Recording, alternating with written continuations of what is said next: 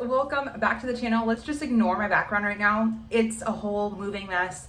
We're just gonna skip past that, okay? So we are gonna make chicken enchiladas today, but we're gonna make them a bit differently. You guys know I have like 6 or 7 different recipes for chicken enchiladas, beef enchiladas, and just like a bunch of different types of variations. Oh, that was super long. Different types of variations. Oh gosh, okay. I'm not making any sense. I'm gonna blame it on the heat, but this is just gonna be super simple. It's gonna be a pantry pull because those of you guys that have seen my last video, we are moving. And not only are we moving, we are going like literally across the world moving. So we can't really take our food stuff with us. Amber's gonna try, but we're gonna see how that goes. So we are gonna use as many pantry ingredients as we can. So those of you guys, if you know like any just 100%, I love this recipe, let me know what you guys use pantry wise to make those favorite recipes, because I want to try to use what we have. We have a bunch of beans and tomatoes, and I don't know, it's a lot more than beans and tomatoes, but that's the only thing my brain can think of right now. So we are going to get into the video. Yeah, that's it. Okay, I need to go drink water. Okay, bye. We're gonna first start off with our bowl. So I have a couple of peppers here. I guess I'm gonna grab one more because this one's kind of small. But these are dried peppers. These are ancho chilies, if I'm wrong, which I don't think I am, but if I'm wrong, I'll update it on the screen so you guys will see.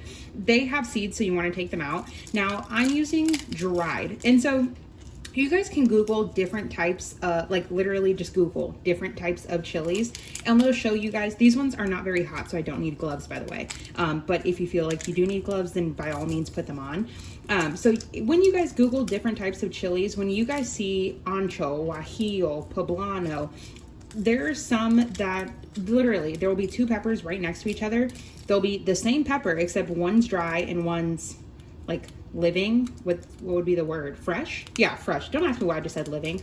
One is going to be fresh and one of them is going to be dry, and they're going to have 2 different names even though they are the same exact pepper. So, and the reason I'm using these is because I bought these a while ago to make birria, and I've made birria like 6 or 7 times. By the way, I'm going to put this to the side in our pot here, but I'll talk about that in a second. But I bought it to make birria, and they are so good, and dried peppers are so incredibly cheap. So yes, you can find them on Amazon. If those of you guys have an H-E-B or a Mexican grocery store, Walmart even carries them, and the commissary too in the Hispanic aisle, or depending on your store, they might even be in the fresh aisle in like a big bin. That's how ours are. And yeah, so I'm using these because, of course, like I said in the intro, we are moving and I don't like to let things go to waste. And yeah, so I'm just going to take out the seeds, and if you happen to get 1 or 2 seeds in there, it's not going to be a big issue because we are going to blend our sauce. Now, I don't want you guys to be watching this and say, oh, damn, well, I don't have these peppers, so that means I can't make this recipe. No, you absolutely can, because you're going to see the rest of the ingredients. But like I said, I'm just using these to get rid of them, and this is going to help bump up our sauce and give it a bit of flavor. And so if someone's going to ask what the flavor of this pepper is, it'd be hard for me to really describe it other than it just brings home the flavor. I know that's like such a terrible explanation with it, but if you smell it, it smells sweet, but it smells like tamarindo. If any of you guys have ever had like a Mexican candy that's brown, oh, it smells so, so good. Okay, then our next pepper that we're going to add, this is, what is this one called? Hold on, I'll be back. And I'm back. Okay, this one is called an ancho chili. So we're also gonna take the seeds out of this. I like to consider this a giant raisin. And so not only does it visually look like a big dried up raisin, it just has a very sweet raisiny scent. Now I know you guys are thinking, well, Amber, didn't you just say that about the other one? Yes, because these are not spicy. I do have another type of dried pepper that is spicy. It's essentially a bird's eye chili, and that one's hot. And I don't really want this to be too hot because I know Roman's gonna wanna eat this. And also I prefer heat that is tolerable. Like, I love spicy food, but spicy to the point where I can continuously eat my food and not have to take like 45-minute water breaks. Wow, I definitely think I stored these incorrectly because they are so dry. Typically, they're a lot like softer to peel the fresher they are, and not as dried out. But it's okay. And with this one, it's a bit more like waxy, if that makes any sense. So it's a bit harder for all the seeds to come out. once again, like I said, if you leave some of the seeds in there, don't even worry about it. So I have 2 of those other peppers, and then this is only 1, but I'm gonna do 2 of these big raisiny ones. Now I have our pan on a high heat. Now, those of you guys that have never worked with dried peppers, this is the time to try them, because you guys are gonna see we are not really making something from scratch here. We are going to bump up something that is pretty good. Now, these are getting warm and you can kind of start to smell them. So of course, you don't really want to do this with your hands, but I recommend, ooh, they're getting nice and toasty, and you'll see they become a lot more flexible when they're warm too. But we're just lightly toasting them. It's just gonna bring out their natural flavor and just kind of wake them up, because of course they are dried, so they're just essentially sitting there waiting to be cooked and turned into something incredibly delicious. Now, you do not want to let these burn. You of course can shake them and flip them, but no oil, no fat, no butter, no nothing. You just want them to naturally toast. And if you're worried like, oh, how am I gonna know if they're burning? If you smell something burning, or if you start to see heavy smoke, then that means they are burning. But just a light toast is literally all you need. And you can see, like I said, it's softening up instead of cracking the way it was. It's becoming soft and pliable. Oh yeah, you see that? It's literally just like melts. Do you guys see that? Yeah, I think you guys can see that. Okay, so I'm gonna say about 30 more seconds and they should, oh yeah, those are getting really nice and soft. Okay, so once we have that, these need to hydrate. So most people will boil them in like broth or water. We're not gonna do that. I'm literally just coming up with this as I go, but I promise you it's gonna be so good. And if it's not, you're never gonna see this video. But yeah, it's okay. So we are going to use, because like I said, we are using what we have in the pantry. I have a gigantic, how big is this? 28-ounce can of, okay, I'm gonna go ahead and turn our heat off because I don't want this to splatter back on me. This is a 28-ounce jar of enchilada sauce. I prefer the red. I just do, no matter what brand I've ever tried. I think the La Victoria brand was the best one I've personally had recently, but the red one is just so much better than the green. I swear to you, the green has absolutely no flavor. I have one in my pantry, so you guys are gonna see a recipe with it because I have to use it up, but it's gonna take a good amount of work. Now I'm gonna give these one last flip. Oh yeah, they are so nice and soft. I'm gonna add this in here. This is gonna be my liquid that is going to rehydrate everything.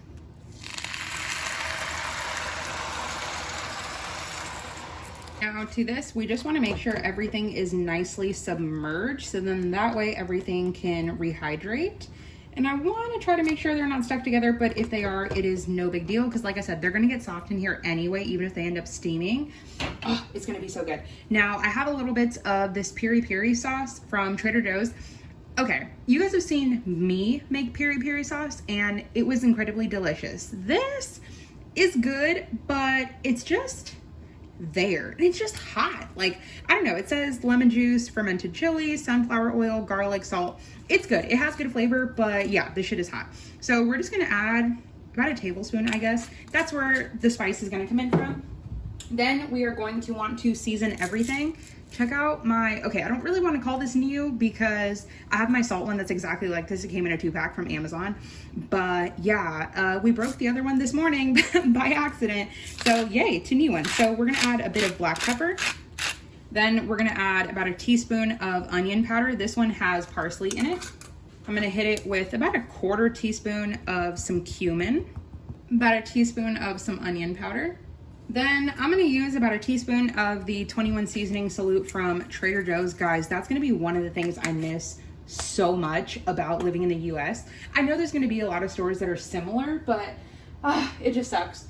Thankfully, I stocked up on a good amount of the seasonings, but I already know my family is incredible and they're gonna be like, hey, I'm going to Trader Joe's, what do you want? Everything. But yeah, I really hope, I'm gonna add a little bit of sazon total. But yeah, guys, if you guys have been to Korea, you guys have to let me know what are like your absolute musts. I'm so excited. There's just like so much to think about. Okay, back to our video here. We're just going to stir all of that in. Now, of course, I would have done this recipe so many different ways and I would have loved to have tried them side by side to see if it would have made a difference. Like browning our chicken first and I don't know, just doing this differently. But like I said, we're gonna see how this works out, and it's gonna be delicious. I already know it. Okay, so what I'm gonna do, because like I said, these need to rehydrate, I'm gonna turn my pan on about a medium, and you have to put a lid on this. Not only do you want to trap the steam to soften everything up, you don't want a big mess to have to clean up in the end. Trust me, it is not worth it. So I'm gonna let this go for about 15 minutes. Yeah, like 15 minutes, and then we will come back when they are nice and soft. 15 minutes later, everything is done. Now, our peppers are, can you guys see that? Like literally so nice and soft. That discoloration in the center is from that sauce that I didn't fully mix, but it's okay. So now I have my blender here. Can you guys see that? Okay. I have my blender, and I'm gonna go ahead and add this in here. I like to start with the peppers first. So then that way when you pour everything, it's not just like super hot and just spills all over. So if you guys weren't using the dried peppers and you guys just added your seasonings and you just have your sauce in here, this would be the part where you would, oh my God, I thought the towel just fell on my foot. I thought I just dropped a hot pepper on me, and I was like, wait, why isn't it burning? I was so scared. Okay, so if you guys didn't have your peppers and you guys just have your sauce, you would have wanted to have added your sauce and your seasonings and just let it heat through a tiny bit. Once you have your peppers to the side here, I'm gonna try to do this. I know you guys can't really see, but I'm gonna take it and pour our sauce into our blender.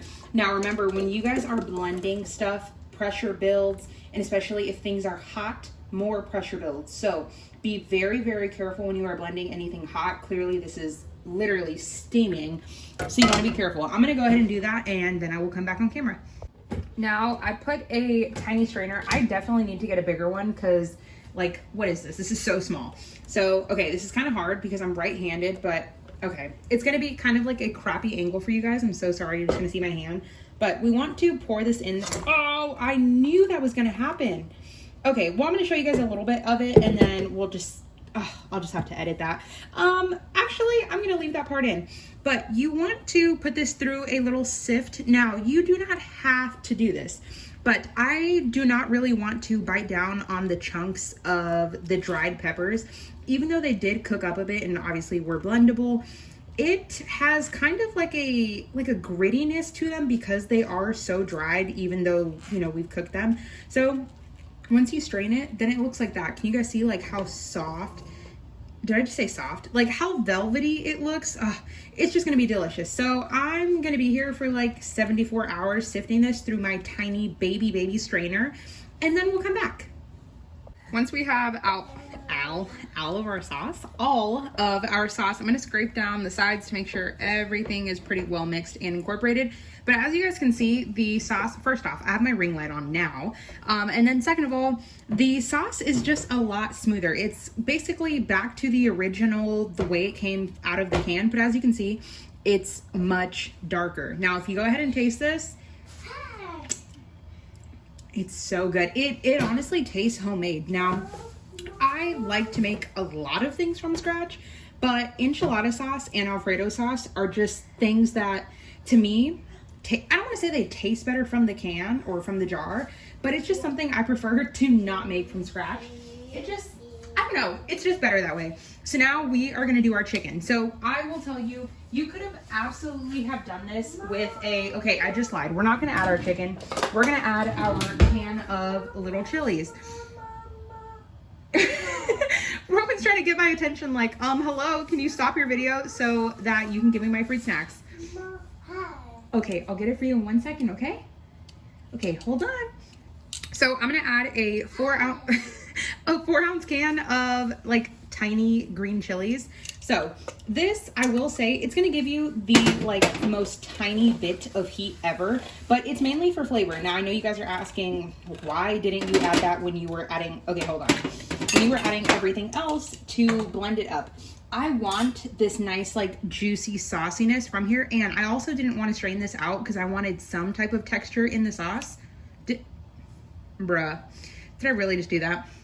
All right, it's okay, but I want a little bit of texture in the sauce, and these are already cooked, so they're super soft. It's basically like sweated down onions. You know how there's like, okay, yeah. All right, we're adding those in there. It's just gonna give you, okay, let me taste it again. Okay. Ooh, it gave it like a good bit of acidity too. Maybe it's because of the vinegar added in there to pickle them. Okay, that was great. Now we are going to add our chicken. Now, this is the point where you could just leave your sauce like this and you can add in a rotisserie chicken. You can add in a baked chicken, chicken breast, chicken thighs, legs, whatever you wanted to. But I'm going to let this cook in here and then I'm going to shred it. So what I'm going to do, I have bone-in, skin-on chicken thighs. Now, if I had some that were boneless and skinless, I would throw them in here as well too. I'm not gonna bother taking off the skin because I am gonna take it off later anyway, but I do want a good little bit, okay, I might just like rip this off or trim this off if I can, but I want a good bit of fat in there just for added flavor. So we are adding this skin side down, and this is gonna allow our sauce to not only cook again, but just deepen in flavor because you're getting all of that chickeny-ness. Okay, now I'm gonna turn our heat back on. You know what, I'm just gonna leave that piece of fat in there because it's gonna come back off anyway. So we're gonna go at like a medium heat. Now, of course, we're gonna put the lid on. If at any point you feel that your sauce is burning at the bottom, because this is a thick sauce, if you feel that it is burnt, I almost said burning, feel free to add a half a cup of water or broth or whatever and add it to liquefy it. So we're gonna add our lid. We're gonna come back in 15 minutes, then I'm gonna give it a flip, let it sit there for about 10 minutes, just with no heat doing its thing, and then we will come back. Okay, our chicken's been cooking for a bit. Let's see where we're at. Ooh, okay. All right, we got a little bit of stickage with our skin here. I'm gonna go ahead and turn the flame off because I don't want anything to pop on me. Ooh, okay, remember, we are not is that our skin? Okay, our skin got a little crispy, but it's okay because we, remember, are not going to eat the skin. It is literally just there because Amber's lazy. I'm not even gonna lie. It's because I'm lazy right now. Okay, I'm glad I used a non-stick pan. Oh my gosh, wait, what is this? Wait, did I burn it? Is this not skin? Oh my God, hold on. Okay, hold on. I am grabbing a bowl. Okay, this was the only thing. What is this? This has to be all the extra skin. Yeah, I got charred. Okay, it's okay. It's okay. It's all right. It's all right. Okay, like I said, we were gonna take off the skin anyway. This just made it even easier. Okay, of course, I'm gonna take more of it off once it has cooled. Because yeah, doing it with tongs is not gonna be the move here. Okay, so we are going to flip them over so that way the bottoms can make sure that they are getting nice and cooked in the sauce. Now, I want you guys to look at this and not be like, wait, why does this chicken look white? Remember, it has been cooked in all of that flavor. Okay, are we fully cooked? Are we cooked? Okay, we're about like 90% of the way cooked. I just wanna make sure. So I'm gonna let this sit in there, and of course, these are going to go in the oven. I do not want to overcook them, but then again, it is dark meat, so it is going to be fine if they end up overcooking. I'm gonna go ahead and put these on a plate, let them cool for about a good 10-15 minutes, and then we will shred them, and then we will come back. Okay, the pan looks like a crazy mess, but it's okay. I went ahead and shredded all of the chicken. I'm gonna add in all of that juice. I took off the skin and the fat and just threw that away. Remember, a rotisserie chicken would have been perfect here, but just cooking it, not only with the skin, with the bone, but just cooking the meat in here gave it so much added flavor to the sauce. Like, I'm telling you, you could have easily just taken the can, seasoned it a little bit, and have, you know, thrown cooked chicken. It still would be incredibly delicious, but cooking it this way, so damn good. Okay, now this is the part where it's super simple. Remember, everything is already perfectly cooked, so all we have to do is heat our oven, get these filled, add a little bit of cheese in them on top. Delicious. Now that we have everything done, it is time to wrap and do this whole situation. So I have our chicken mixture here. I have my pan. This is just a rectangle pan that, of course, we are going to put into the oven. I have my oven preheated to 400 degrees because our chicken is already cooked. Our tortillas, you know, they're basically cooked. And we just kind of need to warm everything up and then melt the cheese. So I have two different kinds of tortillas, And the only reason behind that is because this is what I just had on hand. So we are using what we have. We have white corn tortillas, whether it is white or yellow corn, it really doesn't matter. They taste the exact same to me. But I will say I prefer, okay, not necessarily the whole wheat. I prefer flour tortillas. That is just me. I love flour tortillas. I don't care, a taco, a burrito, a flauta, whatever. I want flour. That is just what I prefer. But corn is just the most traditional and it tastes really good too, but I just prefer flour. So we're gonna do a mixture of both. Most likely Brad's gonna eat these and I'm gonna eat these, but whatever. So with tortillas, especially the corn, like 1000% the corn, but any tortillas that we get, you can of course heat them up in a pan, but if you have a gas burner, all I do, I hate that these get stuck together. Okay, well you ever so delicately just peel, what? Oh, okay, well, what the, bruh, what? Okay, I'm gonna obviously still use it. I just literally threw it, I wish you guys could see. I just threw it on the flame over here and I'm just letting it get a little bit of warm and toasty because then that way they don't break on you. But also they just taste so much better. Literally, this is what I'm talking about. This is what I want to see. I want toastiness. Do you see the smoke coming off of that? That is what I want. I want flavor, I want heat.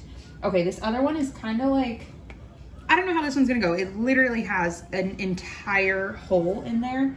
Okay, we're just gonna hope and pray for the best. But we are going to take, why did I not grab a spoon? We're gonna take our meat mixture. Let's flip our other tortilla. And essentially, yes, enchiladas would have sauce on the bottom. Are we gonna put sauce? Yes. Did Amber really think about that before she went and added the meat? No, but it's okay. Okay, see? This is exactly what I wanted. That looks perfect. Okay, so we're gonna add our meat mixture in there and our sauce. And I forgot the cheese. Okay, I got our cheese. I'm gonna use what the heck? Okay, I got a black piece of like char. I have 2 different kinds of cheeses. This first cheese is Oaxaca cheese. I bought this same time I bought my birria for my queso birria tacos. Oh God, it's so good.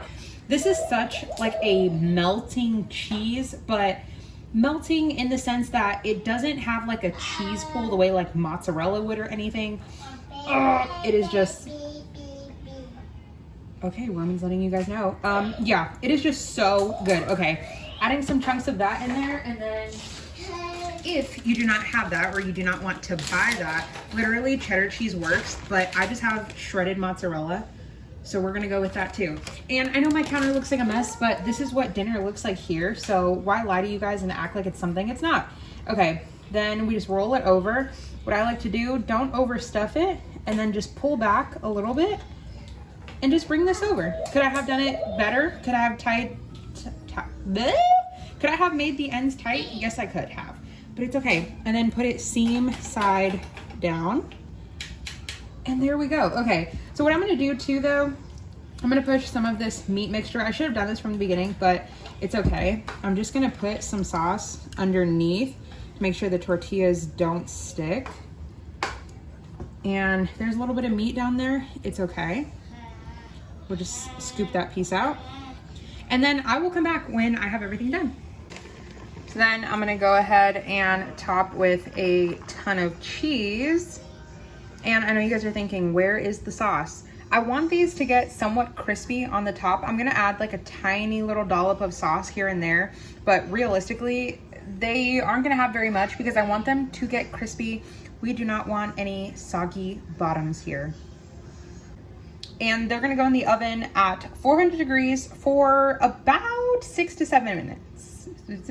6 to 7 minutes. Once everything is out of the oven, I like to top with some fresh cilantro.